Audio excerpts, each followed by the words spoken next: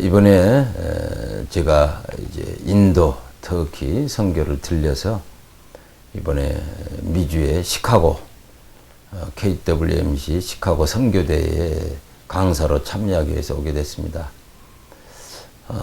이번에 시카고 선교대에 참여하고 그리고 또 이번에 시애틀에서 있었던 인터컵 선교대회에 참석하게 됐습니다. 그리고 이제 몇 개 도시, 밴쿠버, 또 뭐 샌프란시스코, 또 LA 등등, 또 포틀랜드, 이번에 이제 휴스턴, 달라스에서 평신도 이슬람 세미나, 그리고 목회자 선교 세미나를 이번에 인도하게 됐습니다. 그래서 이번에 달라스에서도 평신도 목회자 세미나를 한번 하고, 또 오늘은 목회자를 위한 이슬람 세미나를 이번에 하루 종일 하게 됐습니다. 달라스 지역에 이번에 평신도 그리고 목회자 세미나를 했는데, 제 개인적인 소감을 얘기한다면, 우리 달라스 지역은 제가 12년 전부터 오게 시작했었는데요. 우리 어떤 다른 이 중부 지역과 다르게 이 달라스 지역은 특별히 선교적인 연합운동도 좀 많고, 또 선교적인 열기가 특별히 신학교들도 있고, 그래서인지 아주 많이 선교하는 지역으로 제가 옛날부터 알고 있습니다. 근데 이제 이번에 제가 이번에 이 세미나를 인도하면서, 이슬람 세미나죠. 물론 특수한 주제입니다만은,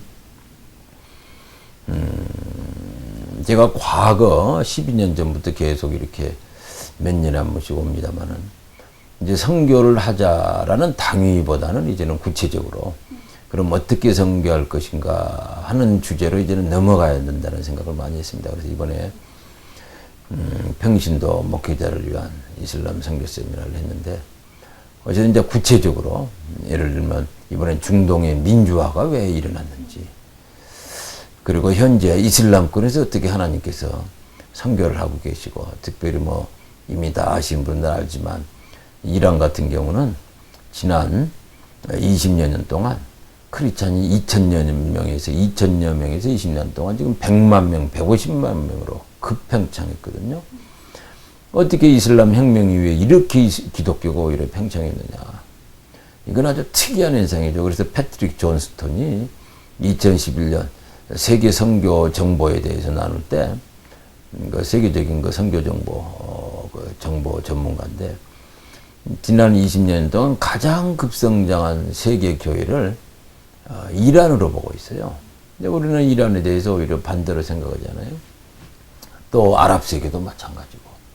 이스라엘 선교가 어렵다. 저희들이 1990년에 이스라엘 선교는 한 선교사가 들어가서 20년 선교에서 한 명 전도하면 성공이다 그랬는데, 지금은 그렇지 않습니다. 이스라엘도 엄청난 붕이 일어나고 있어요. 특별히 러시아에서, 소련 해체 이후에 러시아에서 내려온 유대인들, 약 100만여 명의 유대인들이 지금 이스라엘로 돌아왔습니다. 그들이 러시아에 있을 때 엄청난 복음운동, 특별히 침례교회, 순복음교회 등등 여러 교회들의 놀라운 전도운동을 통해서 러시아에서 이미 기독교인들이 된 사람들이 대부분이에요. 뭐 그분들이 돌아와서 얼마나 이스라엘을 위해서 기도하고 전도하는지, 지금 이스라엘은 뭐 노방전도도 사실상 가능하고, 뭐 노방전도를 제어했던 이스라엘 정부는 지금 사실상 포기하고 있고요.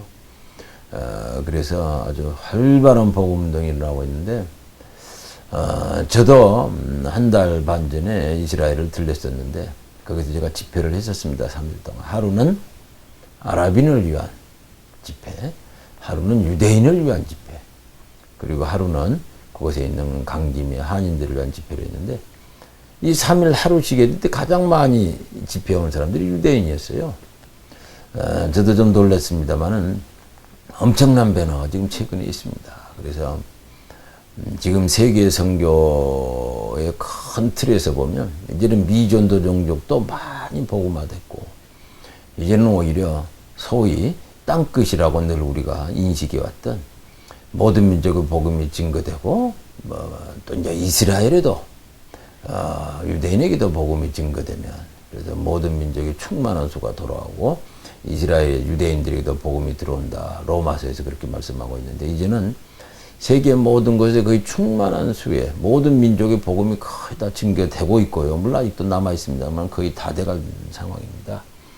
이스라엘 유대인에게도 하나님이 지금 이렇게 놀라운 부흥을 주시는 걸 보면, 지금은 어쩌면 말 그대로 마지막 시대가 우리에게 전개되고 있다, 이렇게 생각합니다. 그런 맥락에서 이 민주화도 이런 엄청난, 또 중동 세계도 대단하거든요. 지금 아랍 세계도 뭐 엄청납니다, 부흥이. 그래서 이와 더불어 이슬람 민주화 운동이 중동에서 일어나는 이 맥락에 대한 구체적인 말씀을 좀 드렸는데, 이제는 선교도 말씀드린 것처럼 이제 뭐 선교하자는 당위를 넘어서 구체적인 현장의 사역 전략, 그리고 구체적으로 우리 교회가 어떻게 참여할지, 이제는 좀 더 구체적인 선교 운동으로 들어가 전략적 선교 운동으로 구체화될 필요가 있다, 이런 걸 많이 좀 느꼈습니다. 대학생들에 의해서 만든 단체입니다. 그래서 1980년대 초중반에 그 당시 대학생들이 해외 선교하자. 그 당시는 사실 평신도들이 해외 선교하는 경우가 거의 없었거든요. 그런데 이제 그때는 뭐 목회자들도 극히 소수 나가 있을 때니까. 근데 저희 대학생들이 그 당시 서울대학교하고 한국외대 학생들이 복음을 열심히 증거하던 학생들 중에 이제 우리가 졸업하면 해외 선교하자. 그래서 졸업하면서 해외 선교 단체를 만들게 됐는데, 그게 인터콤입니다. 그래서 저희 그 당시 이제 그 선교 단체를 만들고 하는데 제가 이제 좀 주도적인 역할을 많이 했습니다. 어쨌든 대학생들에 의해서 만들어진 해외 전문 선교 단체죠. 그때 저희들이 만들면서, 그때는 뭐 어린 대학생 이제 막 졸업했습니다만, 저희들이 우리는 복음이 안전해진 개척 선교 지역을 선교하자. 그때는 이제 그런 용어를 썼습니다만, 지금 보면 미전도 종교, 주로 이제 이슬람권이 되는 거죠. 그래서 당시는 교회 복음이 안전해진 곳이 공산권과 이슬람이었는데, 저희들은 그때 공산권은 뭐 아예 들어가긴 자체가 불가능할 때니까 중국, 소련, 저런 이슬람 선교를 먼저 했고, 중동, 그 다음에 이제 소련이 붕괴되면서 중앙아시아로 저희들이 선교를 많이 했고, 이렇게 해서 지금 저희들이 주로 이슬람권에 지금은 뭐 약 700여 명의 선교사가 현장에서 사역을 하고 있습니다. 그래서 우리 한국에서는 이슬람권에 가장 많은 선교사를 파송한 지금 선교단체로 이렇게 하나님께서 좀 놀랍게 축복해 주셨는데, 사실 이슬람 선교가 쉽지는 않습니다.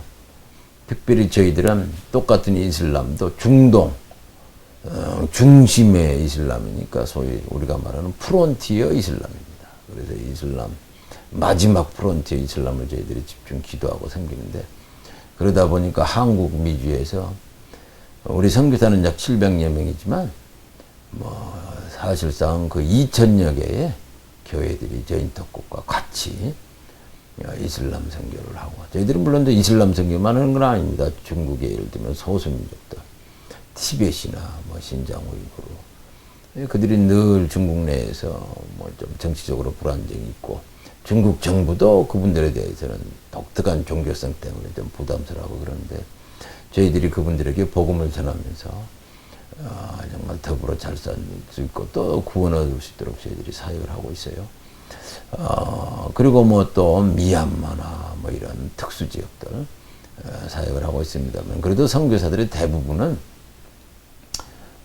저희들이 이제 이슬람권 또 프론트 이슬람으로 집중하고 있습니다. 그래서 이런 지역의 선교 전략은 저희들이 이제 소위 전문인 선교, 과거 우리가 선교하면 목회자들이 하셨고, 특별히 의사만 예외적으로 선교에 참여토록 했는데, 지금 이 글로벌 시대는 의사만 참여하는 게 아니고 다양한 직업적인 은사들, 직능적인 은사들이 동원되는 뭐 IT 선교, 또 의료 선교는 당연하고, 그 다음에 또 이제 뭐 교육 선교, 사회교육, 사회개발, 또 뭐 다양한 농업 등등 다양한, 하다못해 비즈니스 미션까지 요새는 다양한 선교 전략이 다양한 방법으로 이렇게 구사되면서 아주 효과적인 선교를 이런 프론티어에서 하고 있습니다. 그래서 이런 선교는 뭐 목회자들도 참여할 수 있지만 주로 평신도들 중에 잘 준비된 분들이 참여하면 너무 효과적이고 좋죠.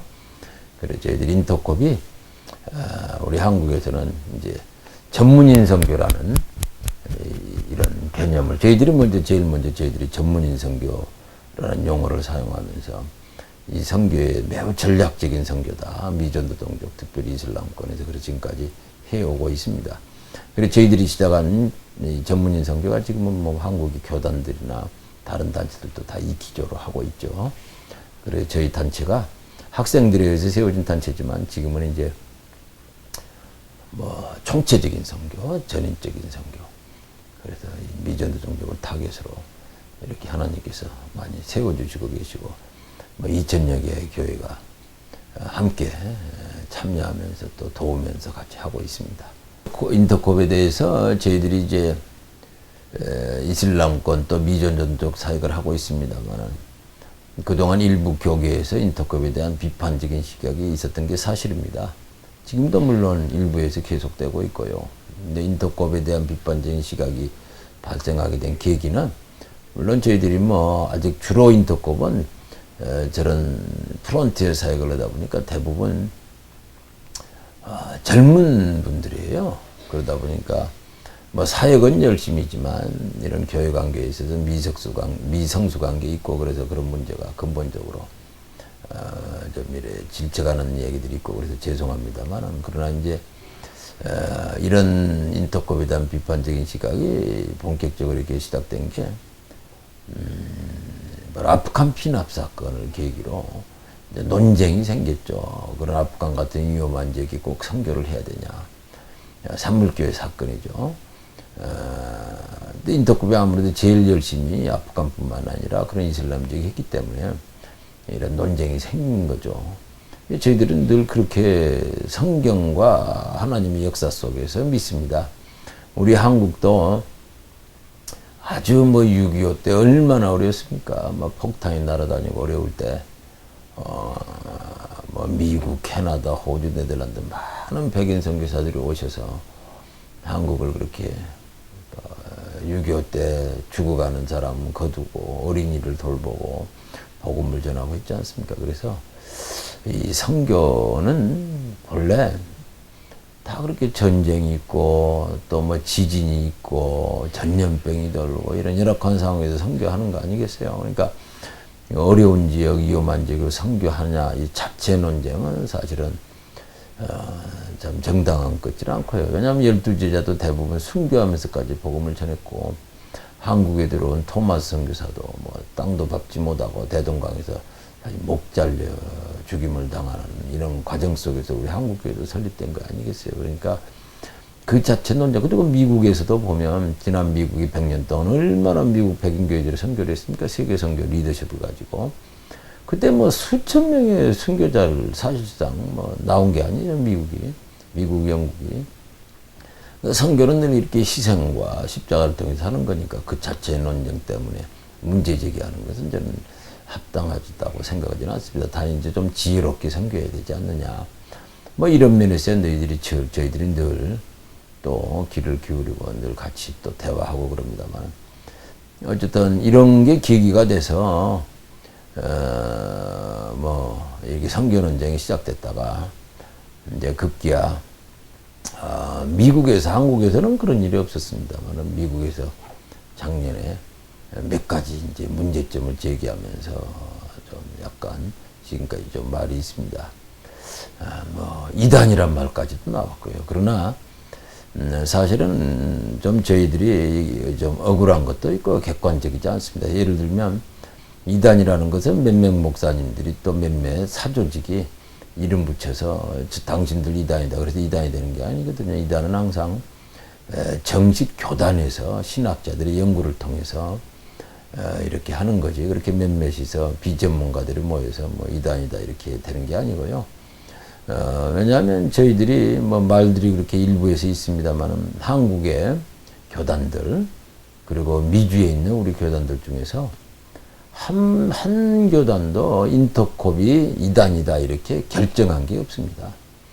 뭐 논의는 이렇게 좀 말들이 나왔지만 어느 교단도 인터콥이 이단이다 그렇게 결의한 경우가 없고요. 그런 용어를 쓰는 것은 사실은 적절치 못하다고 생각을 하고, 또 뭐 이렇게 한국에나 미주에 있는 어떤 우리 한국인 또 한국과 미주 한인 교단도 우리 이단이라고 한 적이 없을 뿐만 아니라, 제가 이번에 시카고대 강사로 왔지 않습니까? 미주에 보면 가장 광범위한 두 그룹이 있습니다. 연합운동.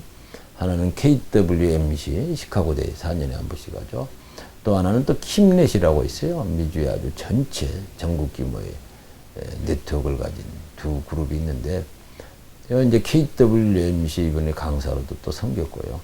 또 킴넷의 강사로도 작년에도 섬기고 이번에 10월에서도 샬롯에서 킴넷 미주 전체 대회가 이제 제 강사로 섬깁니다. 그래서 어쨌든 뭐 미주 교계가 대부분 참여하는 이런 모임에서 강사로 섬기고 또 우리가 협력하고 하는데, 뭐 그렇게 과도하게 문제 제하는 것은 객관성이 결여됐다. 일부 좀 오해에서 비롯된 문제제기라 그렇게 생각을 합니다. 물론 저희들이 부족한 게 있어요. 그러나 그렇게까지 좀 이렇게 표현하고 또 얘기하는 것은 좀 저희들에게는 억울한 면이 있죠.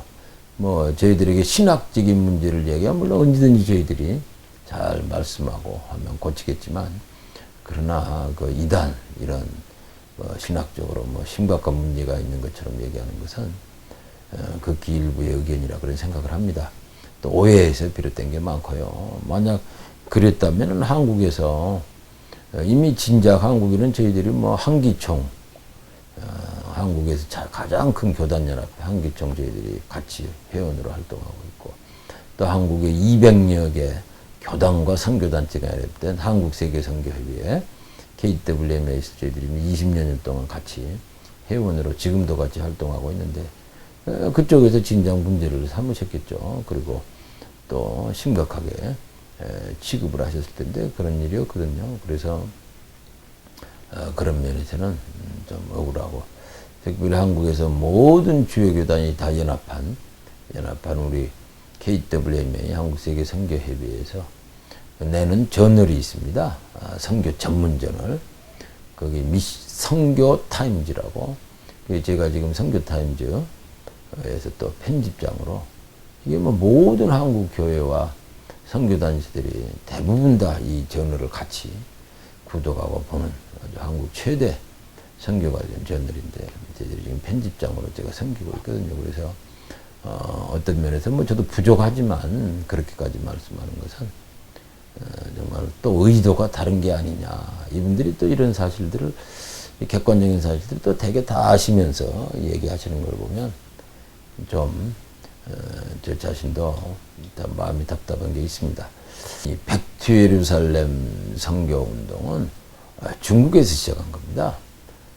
백투 예루살렘에 대한 일부 비판이나 또 언급이 있습니다만, 중국에서 중국교회가 1930년대에 시작한 세계선교운동, 내용은 백투 예루살렘인데 그 내용을 보면 중국에서 예루살렘까지는 다 이슬람입니다.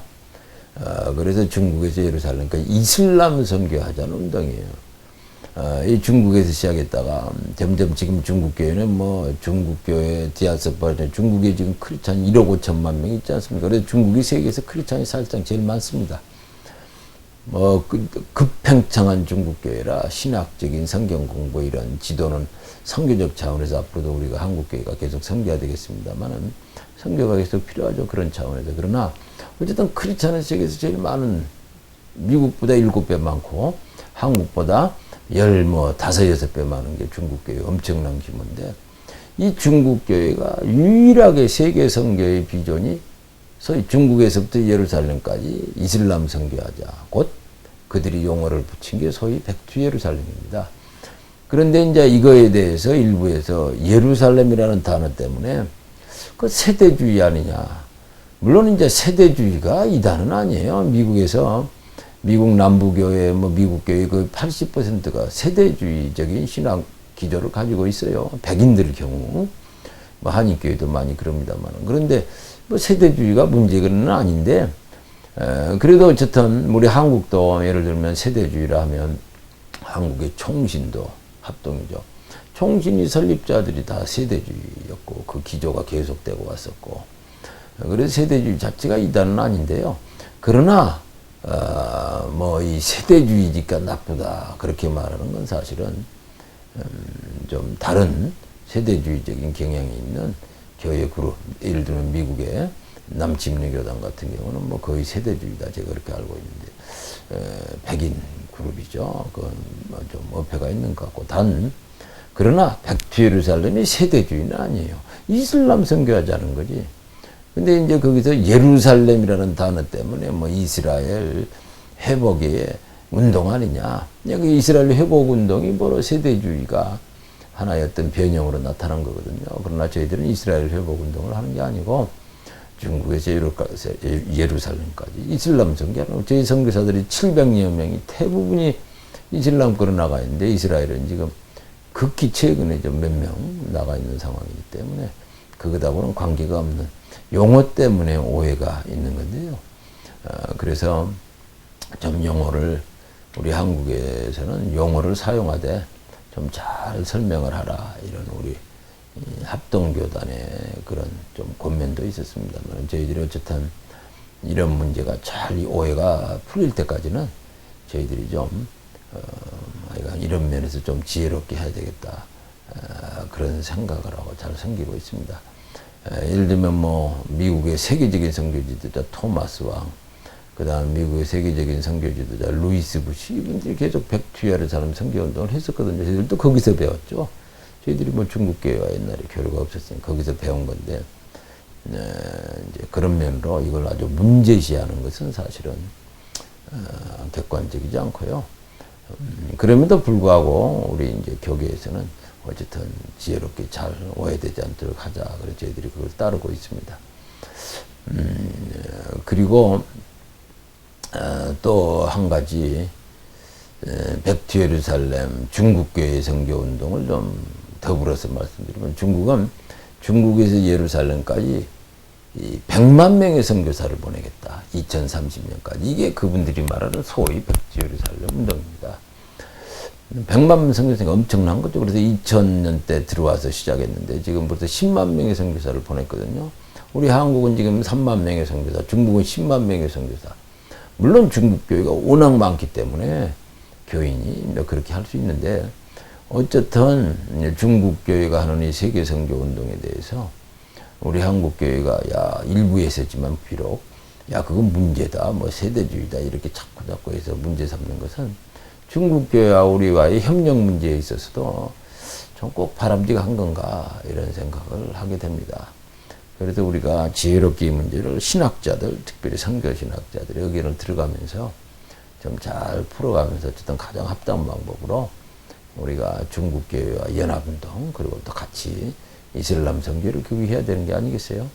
우리하고 중국하고 협력해야 되는데 매일 중국 교회가 하는 이 선교 운동에 대해서 자꾸 시비를 거는 듯한 것은 바람직하지는 않죠. 뭐 본질적인 것도 아닌데, 비본질적인 문제인데, 그래서 우리가 중국 교회 문제가 아니고 우리가 이걸 잘 빨리 좀 지혜롭게 잘 정리해서 같이 중국 교회 협력을 잘 했으면 좋겠다는 바람이 있습니다.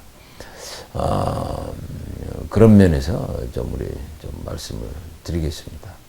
제가 베레아와 연관이 되어 있다 이렇게 주장하는, 뭐 자주 나오는 말은 아니지만 좀 작년에 잠깐 나왔던 얘기인데요. 제가 이거에 대해서 해명을 했고 또 우리 교계에서는 잘 알고 있는데 미주에서는 또 그걸 가지고 계속 이렇게 기회 될 때마다 언급하시는 분들이 계셔서 좀 답답한 면도 있습니다만, 저는 대학생 때 이제 친구들을 따라서 갔다가 좀 보니까 좀 일부 문제가 있는 것 같아서 뭐 한 1년 한 7개월인가 모르겠어요. 이렇게 있다가 20여 명의 대학생들과 더불어 같이 탈퇴를 하고 나왔어요. 그때는 제가 뭐 예수 믿은 지 얼마 되지도 않고 또 분별력도 없었습니다만은 그래도 보니까 좀 제가 그 당시 보기에 문제가 있는 것 같아서 좀 나왔는데 그게 이제 70년대 말 80년대 전대 그러니까 30년도 더 넘은 얘기죠. 30 몇 년 전인데 그걸 가지고 계속해서 뭐 너 옛날에 거기 있었지 않냐, 거기서 배운 것을 지금 계속 말하고 있지 않냐. 똑같은 성경을 얘기하는데 어떻게 보면 다 비슷한 것 같고 그렇죠. 그렇게 말하는 것은 구체적인 증거를 분명히 제시하지 않고 이렇게 뭐 얘기하는 건 옳지 않고요. 사실은 제가 거기 있을 때는 한국 교계에서 그쪽 소위 베레아 그룹을 이단이라고 하는 얘기가 없었어요. 제가 스스로 알고 나왔는데 그 이후에 제가 나온 이후에 한국의 뭐 유수의 목사님들이 많이 거기 참여를 하셨더라고요. 뭐 그 이름들을 뭐 인터넷 보면 다 나옵니다만 그분들은 목사였어요. 목사님들도 많이 가셨더라고요. 저 이후에. 근데 그분들에 대해서는 언급을 안 하시거든요. 그리고 이제 베레아가 제가 나중에 알게 됐어요. 저도 작년에 말들을 하셔서 보니까 80년대 말인가 90년대 초에 처음으로 한국 교계에서 저거 문제 있다라고 이제 소위 이단으로 규정했다고 내가 문서를 보면서 들었습니다. 그러니까 저는 뭐 그 전에 거의 10년이 가깝게 전에 이미 탈퇴하고 나왔는데 미리 알고 아무도 어른들이 우리에게 그런 얘기를 하지 않은데도 불구하고 그런데 이걸 갖고 문제 삼는 것은 좀 뭐 다른 의도가 있지 않냐 이런 생각을 많이 합니다. 뭐 저희들은 신사도 운동하고 관계가 없는데 신사도 운동이다. 사실은 우리 한국에서 신사도 운동과 관계되는 그룹들이 좀 있으신 것 같아요. 저는 잘 뭐 자세히는 모릅니다만 저희들은 전혀 관계가 없고요. 신사도 운동은 사실은 좀 우려되는 면이 적지 않게 있습니다. 예를 들면 신사도 운동의 좀 오류라고 할 수 있는 신학적 오류라고 할까 문제는 그분들이 주장이 이제 그런 것 같아요. 저도 자꾸 이제 이 얘기를 우리가 당신 신사도 운동 아니냐 그래서 저도 이제 신사도 운동을 살펴보게 됐고 또 신학자들의 이야기를 들으면서 또 제가 간접적으로 옛날에 어떻듯 이제 뭐 주변에서 봤던 것들, 관찰했던 것들을 이렇게 종합해 보면 그 상당한 그런 우려가 되는 게 있는 게 뭐냐면은 이 마지막 시대는 하나님께서 사도를 통해서 일하신다. 그분들이 그렇게 주장해요. 뭐 어떤 사람들은 뭐 사도가 있을 수 있다 이렇게 말하는데 저 개인적으로는 그런 것에 대해서 그렇게 믿지는 않고요. 뭐 그럴 수 있는지 제가 모르겠습니다. 믿지 않고. 그런데 이제 이 사람들은 이분들은 이렇게 주장하는데 사도를 통해서 일하시는데 마지막 시대는 당신들이 사도다. 소위 자칭 사도라고 하는 이제 오해를 받게 되죠. 누구누구 우리는 사도다 이렇게 하니까. 또 더 이제 좀 문제가 되는 것은 그러면 사도가 누구냐 하는 거예요. 사도의 퀄리피케이션, 자질이. 그분들은 이렇게 얘기하는 것 같아요. 사도는 곧 예언자가 사도다 이렇게 얘기하는 거예요. 그러니까 예언자 이퀄 사도가 되는데 결국은 이제 문제가 뭐냐면은 마지막 시대는 사도를 통해서 일하시는데 그걸 거의 예언자다. 그러니까 결국 예언의 권위가 엄청 높아지는 거죠. 근데 우리는 알고 있잖아요. 하나님께서는 말씀과 기도로 역사하시는데 말씀 증거, 복음 증거, 그리고 기도를 통해서 일하시는데 말씀과 기도로. 그런데 이 예언이 말씀보다 권위가 높아지는 거죠. 그러니까 우리가 말씀을 보면서 기도하면서 사역해야 되는데 그 소위 사도라고 하는 예언자들이 이 얘기를 들으면서 계속 우리가 사역을 하고 뜻을 분별해야 된다는 것은 문제가 있죠. 그래서 말씀과 예언이라는 두 권위를 놓고 말씀이 위에 있고 예언이 있다면 그게 하위 개념이어야 되는데 이 순서가 바뀌니까 예언이 위에 있고 말씀이 밑으로 내려가니까 이건 뭐 심각한 문제가 되는 거죠. 그래서 저희들은 그거하고 아무 관계가 없고요. 저는 개인적으로 뭐 그런 거에 대해서 전혀 저뿐만 아니라 인터컵의 선교사님들이 거기에 대해서 그렇게 믿지 않습니다.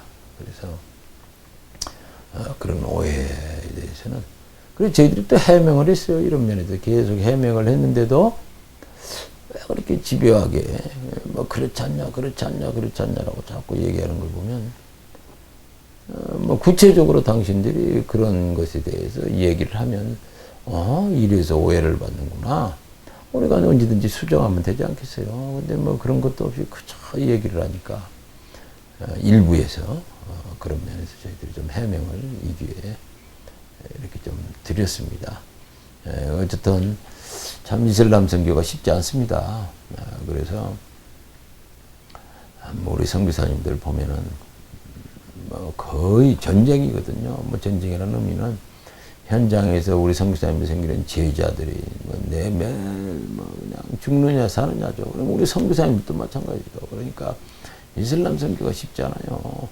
그 우리 700여 명이 대부분 젊은 선교사들 가서 어떻게 보면 사지에서 오지에서 목숨 걸고 선교하는데 그런 그 입장도 좀 보면서 격려를 해줘도 우리 선교사님들이 참 그 젊은이들이 그렇게 헌신해서 하는데 쉽지 않는데 뭐 격려는커녕 그 뭐 부족한 것은 고칠 수 있는 거고 모르면 배워서 또 온전하게 할 수 있는 부분을 계속 그렇게 언론을 통해서 이렇게 얘기하고 하는 그 어른들의 행태가 참 슬프기도 하고 물론 극히 일부의 몇 사람의 참 그런 뭐 행동이시지만 참 안타깝다는 생각을 하고요.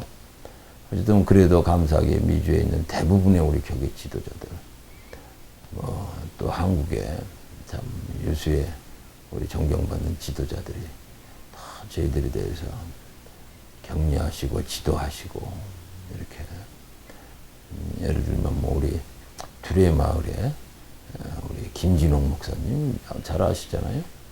그분도 우리 이사장으로 저희들을 잘 지도하고 섬겨주고 계시고 또 뭐 우리 교계에서 또 이렇게 참 우리를 도우라고 참 부탁을 드렸습니다만 우리 KWMA에서 우리 김상복 목사님 사실 WEA 세계 복음주의 연맹 참 아시아인들은 최초로 회장을 하시고 아주 세계적인 분 아십니까?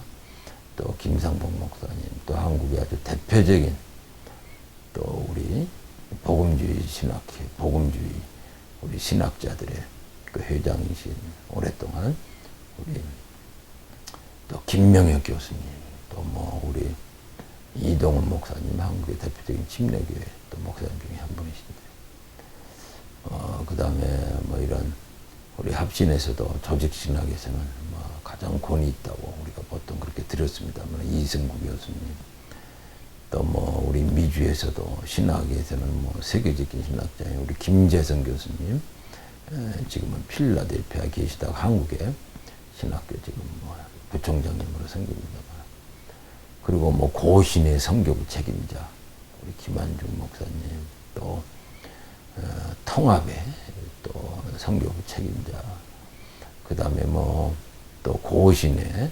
선교대학원장이신 또 신경주 교수님 등등 참 이런 한국에서는 선교계나 신학계에서 참 대표적인 또 많은 목사님들과 신학자들이 저희들을 지도위원으로 이렇게 섬겨주시고 도와주고 계시는데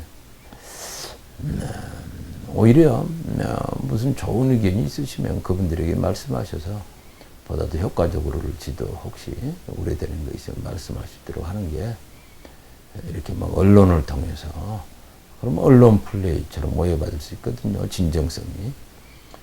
그러니까 뭐 그러면 이제 아예 한국 교계에서는 다 우리가 박정순 목사님이 리더로 계시는 또 우리 KWMA 또 강승삼 목사님 합동의 선교대학원장이었고 그분도 지금 우리를 계속 지도하시는 분이신데 이런 분들이 한국 교계에서 그래도 저희 부족하지만 참 어려운 이슬람 선교한다고 격려하시고 지도하시고 하는데 마치 뭐 이 단체는 없어지지 않으면 큰 연합 단체처럼 이렇게 몰아가는 것은 한국에는 이런 게 없는데 이번에 미국에 와보니까 특별히 달라스에 와보니까 그런 얘기들이 들려서 참 안타깝다는 생각을 하면서 우리 달라스 우리 목사님들 뭐 저희들이 잘 교회를 지혜롭게 섬기고 잘 해야 됩니다만 우리 젊은 분들이 가끔 또 훈련받고 좀 지혜롭지 못하게 하는 것들이 좀 있었던 건 사실이에요. 저희들도 잘 알고 있습니다. 뭐 젊은 사람들이 성장 과정에서 뭐 지도봐야 될 대상으로 생각하시고요. 함께 좀 잘 생겼으면 좋겠습니다. 예, 하여간 어쨌든 이렇게 이런 기회에 이렇게 인사를 드리게 되고 또 저희 또 마음에 있는 이런 여러 가지 상황을 잘 말씀드릴 수 있는 기회를 주셔서 또 감사를 드립니다. 예, 감사합니다.